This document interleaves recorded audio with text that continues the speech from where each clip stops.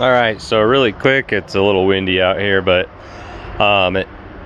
as you can see here, by the way, this trailer, if you scroll back through my old videos, I still use this trailer all the time.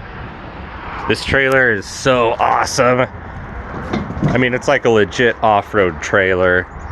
And then, you know, you can just flip the handle and dump the bed. But I'm not really selling these trailers. I don't even know if I have my Amazon affiliate link anymore. I should probably check on that. But anyway, in this awesome trailer from long ago, which I still use, are Wholesale Windbreak trees.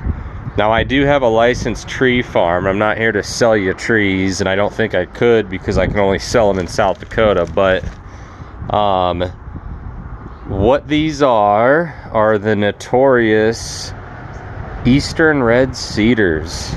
But where I live here in western South Dakota, they're not considered invasive because in East River and eastern Nebraska and a lot of the Midwest, you know, east of the Missouri River is what that means in South Dakota. It's so humid and it rains more and it's so wet and sandy that these things spread like wildfire and choke out everything. But where I live out here, it's hard to get things to grow.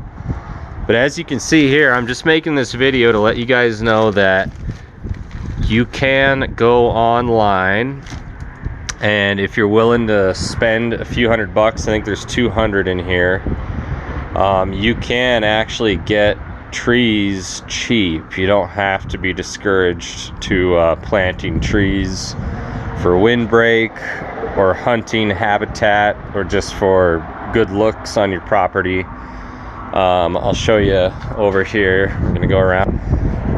You know, it's nothing special, but what I do is I can actually sell some of them because it's a lot of work, but I have an actual tree farm. There's some of them here, but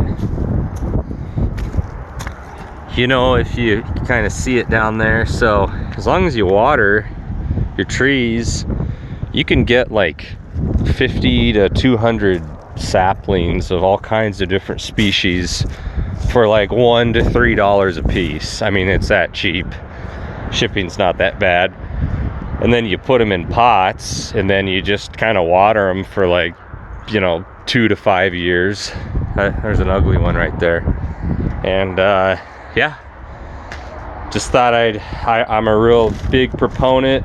Just call your local DNR or wildlife biologist. They actually know a lot of info.